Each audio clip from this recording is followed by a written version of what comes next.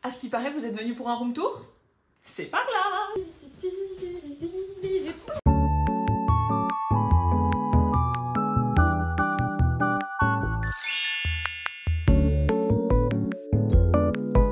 Hello tout le monde, j'espère que vous allez bien. Aujourd'hui on se retrouve pour une vidéo room tour. C'est une vidéo que vous m'avez demandé depuis des années, depuis qu'on a emménagé dans cet appartement et que j'ai fait cette pièce autour de moi. De toute façon, comme je vous avais expliqué, le but de cette chaîne, ça va être de faire du vlog avec vous, de vous présenter un peu les dessous des collections pour Power Milkshake. Et comme je vais passer, on va dire, un bon 80% de mon temps dans cette pièce, ça me semblait logique de réintroduire cette chaîne YouTube en vous présentant mon espace de travail. J'en profite du coup pour vous faire une petite parenthèse, parce qu'en théorie, si on se souvient bien, j'étais censée revenir au mois de mars. J'ai fait une vidéo au mois de mars pour annoncer mon retour. Pourquoi on est au mois d'août et c'est maintenant que je reviens?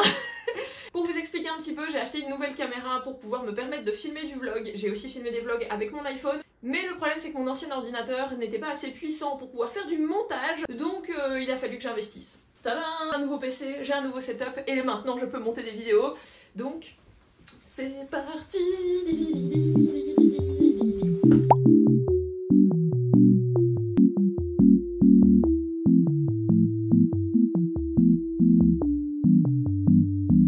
Avec mon copain, on a emménagé dans cet appartement il y a 3 ans et j'ai vraiment une chance d'avoir une pièce qui est entièrement dédiée à mon atelier, bureau, garde-robe, slash plein de choses. En tout cas, c'est une pièce à moi où je peux faire ce que je veux. Et ça, c'est pas donné à tout le monde, donc déjà pour ça, franchement, je m'estime très chanceuse. Maintenant, dans cette pièce, il y a quand même deux petites contraintes avec lesquelles j'ai dû jouer. La première, c'est que comme on est locataire et que en plus de ça, on était les premiers locataires, l'appartement a été refait à neuf juste avant qu'on emménage, j'ai pas pu commencer à venir faire de la peinture sur tous les murs. En tout cas, j'avais pas du tout envie de me lancer dans des grands travaux comme ça, donc les murs sont blancs, mais moi j'aime la couleur, donc la première problématique c'était d'apporter de la couleur sans toucher la couleur des murs.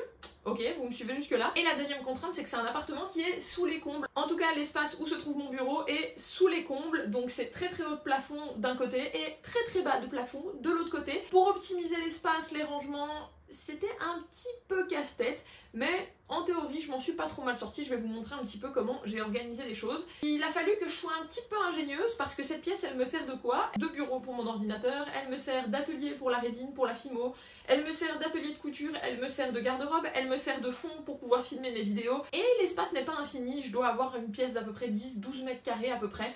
Je vais vous montrer un petit peu. On va faire un peu le tour de toute la pièce.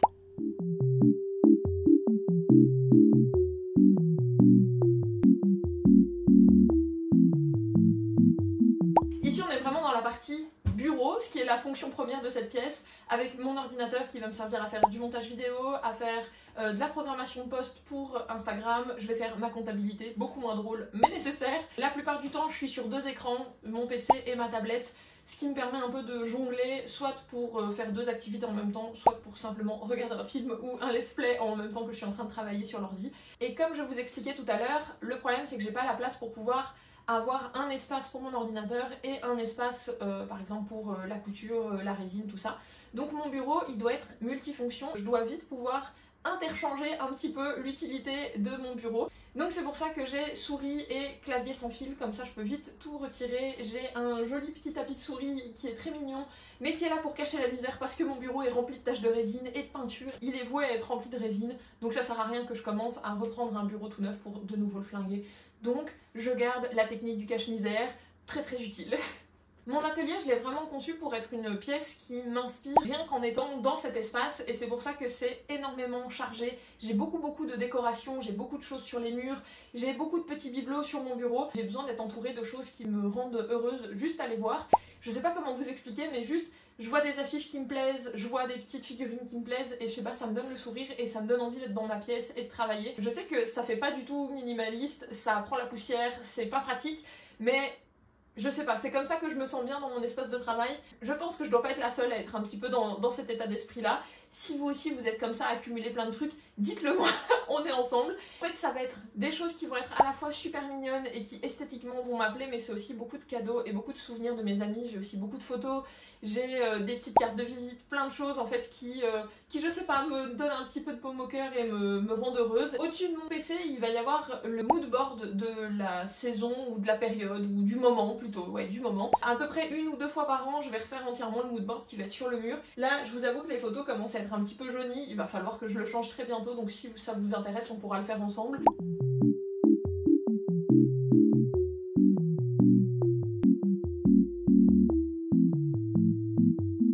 Juste à côté de mon bureau, on va avoir la partie garde-robe et je sais que c'est pour ça que vous êtes là, je sais que c'est ça qui vous intéresse, mais on va pas rentrer dans le détail des pièces de ma penderie aujourd'hui, on y consacrera une vidéo dédiée d'ici la fin de l'année, vous en faites pas, je vous oublie pas. Comme ça, je pense qu'on va se faire un rendez-vous annuel avec le point garde-robe par année, comme ça on verra l'évolution, qu'est-ce qu'il y a en plus, qu'est-ce qu'il y a en moins, qu'est-ce qu'on recherche pour l'année prochaine. Je pense que ça peut être une bonne idée. Mais en tout cas, je vais quand même vous expliquer un peu comment j'ai aménagé l'espace, parce qu'il y a encore 2 jours, et bah figurez-vous que c'était pas dans cet état-là.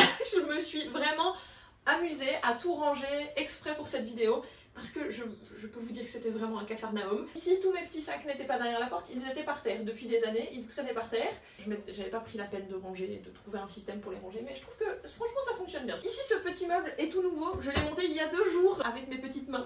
Ce meuble abrite tout ce qui va être accessoires, mes bijoux, mes colliers, mes bagues, tout ça.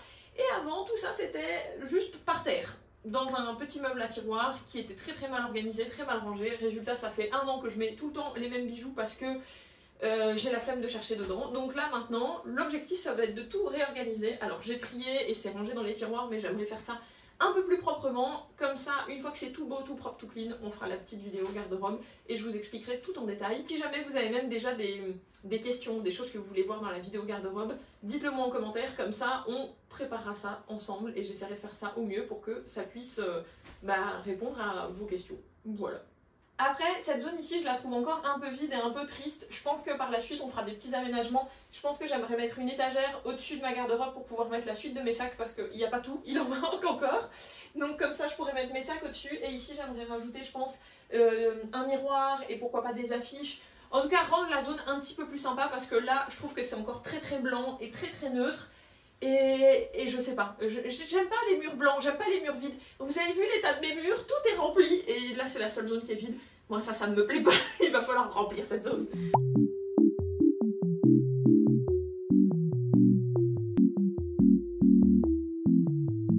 On continue de tourner et ici on va arriver dans les endroits exigus de la pièce où justement je vous expliquais, j'ai dû faire preuve d'ingéniosité pour pouvoir garder un petit peu des rangements. Comme ici, absolument rien ne rentre, j'ai été acheter des petites commodes chez Ikea. Je pense que c'est vraiment la commode basique que tout le monde a à la maison. Avec 3 tiroirs, ça rentrait vraiment pile poil dans les combles. Et donc j'ai une commode de part et d'autre. Vous allez voir, on va tourner.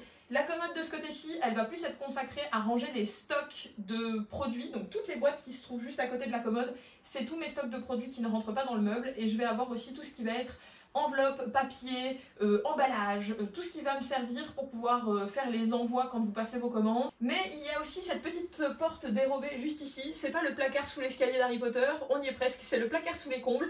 Et ici c'est un petit bazar organisé, mais ça on va pas rentrer dans les détails. Là-dedans on va dire que c'est un peu mon cache-misère, c'est là où je vais ranger toutes les choses que... Vous voyez qu'on ne veut pas voir toute l'année, genre mes décos de Noël, genre le matelas supplémentaire pour quand on invite des gens à dormir chez soi, ou alors y a tout le matériel pour les conventions, les grilles, la déco du stand, les bâches, tout ça. Donc tout ce que j'ai pas envie de voir et qui n'est pas utile au quotidien, ça part là-dedans. Et même si ça a l'air d'être en bordel, je vous assure que c'est quand même un bordel organisé, et je m'y retrouve. Je vous promets que je m'y retrouve, promis. Ici je me mets par terre pour pouvoir vous montrer la zone, c'est vraiment... Comme à la maison, la plupart du temps je suis assise ici quand je cherche là, donc on reste vraiment nature peinture. Cette zone-ci, ça va vraiment être le même genre que la zone que je viens de vous montrer juste avant, c'est un espace tout exigu que j'ai dû aménager. Ici dans les commodes, je vais ranger tout ce qui va être matériel de loisirs créatifs. Je vais avoir un tiroir qui va être dédié à tout ce qui va être perles, un tiroir pour tout ce qui est résine, fimo, donc vous allez avoir mes pigments, mes paillettes, les emporte-pièces, tous mes moules, tout ce qui est nécessaire en fait pour faire ça. Et alors le dernier tiroir, ça va être le tiroir de base pour la couture où vous allez avoir mes rubans, mes fils, mais c'est un peu le bazar. Donc là pour le moment mon tiroir il dégueule, vraiment il vomit de trucs, donc faut pas trop l'ouvrir, mais je vous promets que là aussi c'est un bazar organisé. Je vous jure que je sais où sont les choses, c'est juste que visuellement c'est le bazar, c'est mon bazar donc moi je m'y retrouve. Ici on a ce petit meuble que je viens de repeindre, vraiment je l'ai fini avant-hier, j'ai tout repeint parce qu'avant c'était, vous voyez, les meubles en bois un peu tristes que j'avais customisés il y a des années et il me plaisait plus du tout, il était devenu jaune, je l'aimais pas du tout, donc bref, j'ai tout repeint. Et dans ces petits tiroirs, je vais avoir tout ce qui va être petit matériel pour construction de bijoux. Donc vous allez avoir un tiroir avec tout le petit matériel doré, un avec l'argenté, un tiroir avec tout ce qui va être petits rubans, petits nœuds. Et la partie basse, je vais avoir tout ce qui va être matériel un peu plus de dessin, loisirs créatifs. Donc j'ai un tiroir dédié à la broderie, un tiroir pour les peintures, un tiroir pour les pastels. Bref, il y a un petit peu de tout. C'est mon matériel d'art. Tout ici se trouve à portée de main. Juste derrière moi ici, vous avez mon petit chariot portatif. Et alors ce petit chariot, je l'aime d'amour. Il commence à être un petit peu rempli de résine aussi parce que le pauvre, il vit dans cet atelier et je le malmène un petit peu. C'est un peu comme mon bureau. Là-dessus, il va vraiment y avoir tout le petit matériel dont j'ai besoin un peu quotidiennement. Mes pinceaux, mes cutters, mes pinces, des ciseaux, des bics, des Posca. Enfin vraiment, il y a un petit peu de tout. Il y a le dessus de la boîte, c'est aussi la boîte de tout ce que je dois réparer. Et de temps en temps, je reprends cette boîte et je répare tout, mais j'avoue que je la laisse un petit peu traîner, c'est le genre de truc que je procrastine beaucoup. Mais le fait de l'avoir à vue, ça me rappelle quotidiennement qu'il faut que je m'en occupe, parce que si je les range, vraiment c'est une catastrophe et je les ferai jamais. Donc là au moins, comme je les vois, allez on va dire une fois par an, je me dis ok, il est temps de vider la boîte. Après, quand on passe juste ici, on va arriver sur la zone avec mon miroir qui se trouve juste là. Et alors, je vous prends en main parce que regardez comment les choses sont bien pensées. Ici, j'ai mis ce miroir en face de ma garde-robe pour que quand je fais mon petit outfit shoot, ok, là je vais faire ma petite photo outfit, on fait pas attention à mes chaussettes, d'accord, et ben derrière on va voir la garde-robe et tadam, ça ramène de la couleur, c'est joli. Et finalement, j'ai rien fait et le mur n'est pas peint et c'est quand même beau. Donc voilà, tout est pensé ici, hein.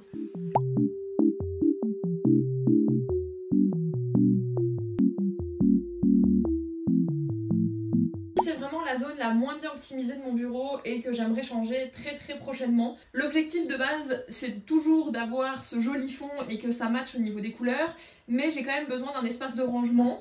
Donc j'ai un Kallax rose, c'est une édition limitée, maintenant on ne le trouve plus ce Kallax, je l'aime beaucoup, mais il n'est pas assez grand pour ranger tout ce que j'ai à ranger.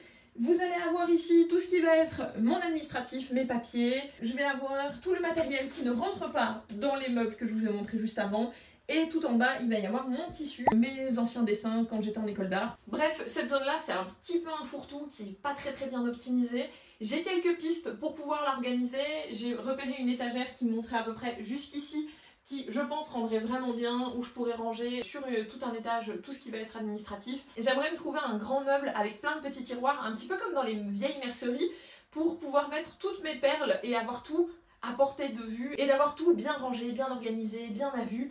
Et comme ça, ça me libérerait un tiroir complet pour pouvoir ranger ce qui se trouve ici et on y verrait un petit peu plus clair. En tout cas, dans ma tête, ça commence à germer un petit peu. Si jamais vous avez des idées pour m'aider à optimiser, et n'hésitez surtout pas, vraiment, je suis preneuse au niveau des conseils. Je vais quand même vous montrer quelques petits trucs qui se trouvent dans cette zone-là, parce que je suis une grande collectionneuse de souvenirs. J'adore collecter plein de petits trucs et j'ai gardé depuis le début que je fais des conventions toutes mes plaques de stand. Donc celle-ci c'est celle de Japan Expo, j'ai pas noté les années, j'aurais peut-être dû.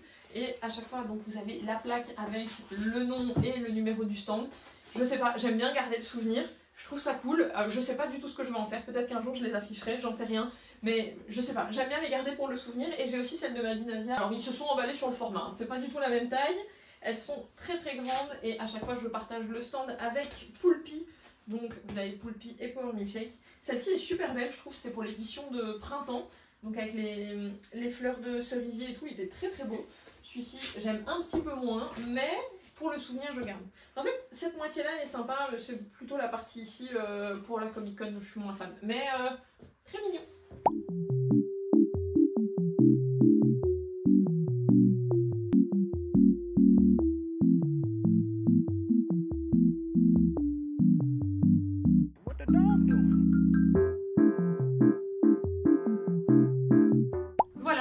Ce room tour, j'espère que ce petit tour d'horizon et cette découverte un peu de mon univers et de ma pièce vous aura plu. En tout cas, on se retrouve très vite pour de nouvelles vidéos, de nouvelles aventures et vous aurez l'occasion de revoir cet espace très prochainement. Je vous fais plein de gros bisous et je vous dis à la prochaine, bye!